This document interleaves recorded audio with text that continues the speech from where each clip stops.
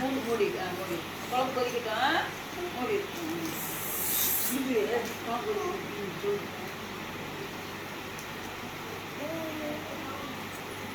மாத்திரை போடுறது, அந்த மாத்திரை பழைய மாத்திரை